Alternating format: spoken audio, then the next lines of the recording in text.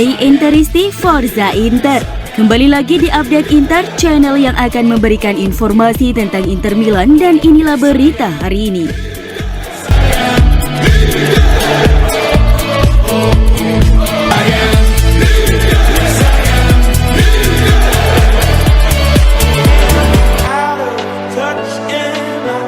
Inter akan kembali melakoni laga tidak mudah dalam lanjutan Serie A 2022-2023 pekan ke-9. Nerazzurri bertandang ke Mapei Stadium untuk menghadapi Sassuolo pada Sabtu pukul 20.00 malam waktu Indonesia Barat. Inter sedang terpuruk usai berturut-turut dikalahkan Udinese 1-3 dan AS Roma 1-2 di Serie A. Nerazzurri juga belum pernah menang di 3 laga tandang mereka di awal musim ini. Namun Inter menemukan kembali kepercayaan diri mereka berkat kemenangan 1-0 atas Barcelona di Liga Champions tengah pekan kemarin. Satu hal yang pasti, Inter harus waspada, sebab Sassuolo saat ini sedang bagus-bagusnya. 2 laga terakhir di Serie A semuanya dilalui Sassuolo dengan kemenangan dan tanpa kebobolan. Meski begitu, Sassuolo juga tak memiliki rekor bagus kala menjamu Inter di 3 musim terakhir, di mana mereka selalu menelan kekalahan.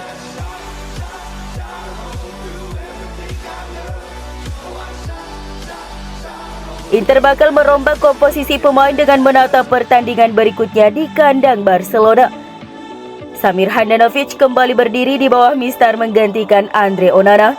Christian Aslani mendapat kepercayaan lagi untuk mengisi lini tengah menggantikan peran Marcelo Brozovic yang cedera.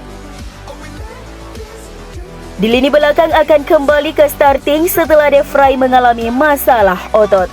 Sementara lini depan tetap dipercayakan kepada Lautaro Martinez dan Edin Dzeko.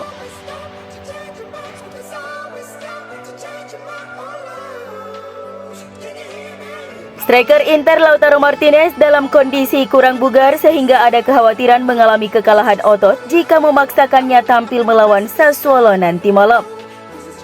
Sebagaimana dilansir Tuttosport bahwa kondisi kebugaran penyerang Argentina itu diragukan, tetapi Inter Milan sangat membutuhkannya untuk laga melawan Sassuolo. Energi Lautaro Martinez benar-benar terkuras setelah memainkan banyak pertandingan dengan jarak per pertandingan yang sangat dekat, baik untuk klub maupun bersama tim nasional Argentina. Oleh karena itu kondisinya akan terus dipantau dengan ketat untuk menentukan apakah mungkin baginya untuk tampil. Lautaro sempat mengalami cedera ringan setelah laga melawan AS Roma pada pekan lalu yang membuatnya merasa tidak nyaman saat tampil melawan Barcelona di Liga Champions. Dengan cederanya Romelu Lukaku dan Joaquin Correa, maka kehadiran Lautaro pastinya sangat dibutuhkan tim, mengingat sekarang hanya Edin Dzeko dan dia yang dapat diandalkan di lini serang. Namun jika kondisi Lautaro tidak memungkinkan untuk tampil, maka Simone Inzaghi pun mungkin dapat mencoba memainkan penggawa tim Primavera, Valentin Carboni, sebagai tandem Edin Dzeko melawan Sassuolo. Selain Carboni, pelatih Inter Simone Inzaghi pun memanggil pemain Primavera lainnya, Denis Curatolo, untuk menambah pilihan di lini serang tim.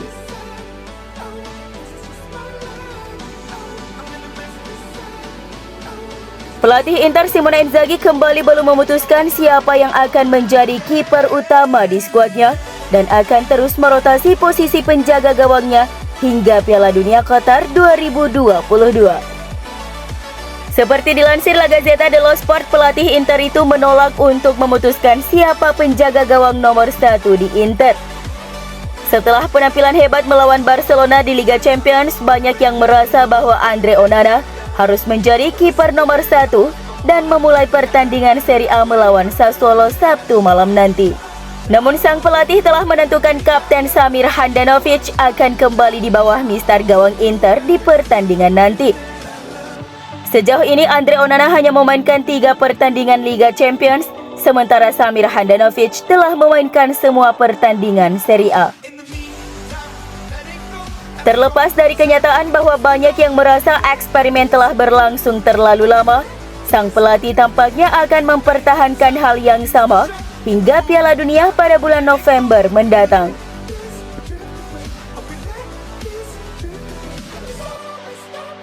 Pemain Inter seperti Lautaro Martinez dan Marcelo Brozovic mendorong CEO Nerazzurri Beppe Marotta harus melakukan segalanya untuk mempertahankan Milan Skriniar. Seperti dilansir La Gazzetta dello Sport, ada keyakinan kuat di ruang ganti Inter bahwa Milan Skriniar harus menandatangani kontrak baru.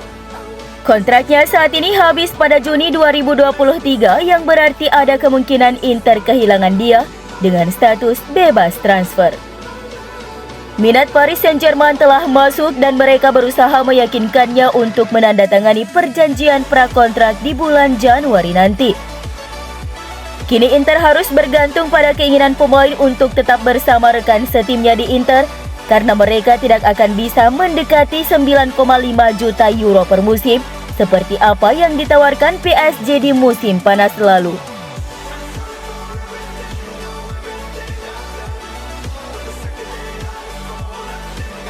Inter diwartakan siap membicarakan perpanjangan kontrak dengan Hakan Çalhanoğlu selama perhelatan Piala Dunia 2022 di Qatar.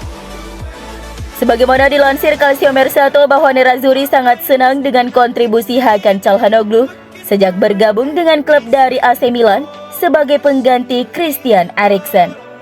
Oleh karena itu, Inter siap menyodorkan kontrak baru demi mengikatnya lebih lama lagi di Giuseppe Meazza. Kontraknya memang masih tersisa sekitar 2 tahun lagi, tepatnya berakhir pada Juni 2024, tetapi Inter memiliki opsi untuk memperpanjangnya. Menjelang bergulirnya Piala Dunia Qatar atau lebih mungkin saat digelarnya perhelatan akbar tersebut, pihak Inter siap melangkah lebih jauh dengan melakukan pembicaraan bersama agen sang gelandang. Klub mungkin menawarinya perpanjangan kontrak dengan menambah durasinya hingga 2 tahun lagi, mengingat mereka puas dengan perannya di klub. Diperkirakan bahwa pemain asal Turki itu mungkin menginginkan kenaikan gaji setelah menolak pendekatan dari Newcastle United dan Nottingham Forest pada musim panas lalu. Inter dilaporkan benar-benar serius ingin mengamankan jasa Donny van de Beek. Nerazzurri dilaporkan sudah menyiapkan tawaran menarik agar Manchester United mau melepaskannya. Menurut laporan di Inter Live, Nerazzurri akan menawarkan skema barter pemain dengan Manchester United untuk transfer Donny van de Beek pada musim dingin Januari mendatang. Inter berencana menawarkan sosok Milan Skriniar jika sang pemain tidak menyetujui menandatangani kontrak baru di Nerazzurri. Laporan itu juga mengklaim bahwa ada alasan lain mengapa Inter Milan menawarkan Skriniar ke MU. Ini disebabkan mereka tidak sanggup menebus mahar transfer van de Beek. Alhasil satu-satunya untuk mendapatkan sang gelandang dengan skema barter.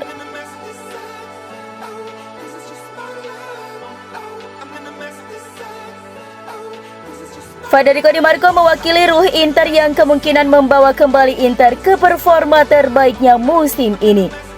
Seperti yang disorot oleh sebuah laporan di La Gazzetta dello Sport, bek Italia ini adalah sosok yang tepat untuk Nerazzurri saat ini.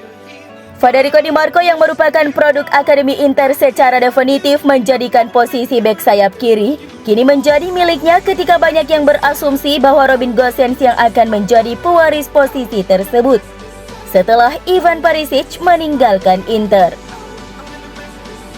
Legenda Inter Beppe Bergomi tak segan memuji Di Marco dan meyakini sang pemain memiliki DNA Nerazzurri.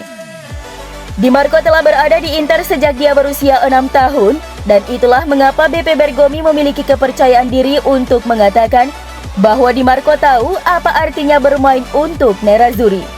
Dia memiliki DNA Nerazzurri dan hal-hal tertentu yang tidak bisa Anda pelajari. Tumbuh di Akademi Inter, dia belajar tentang sejarah klub dan tanggung jawab mengenakan seragam Inter.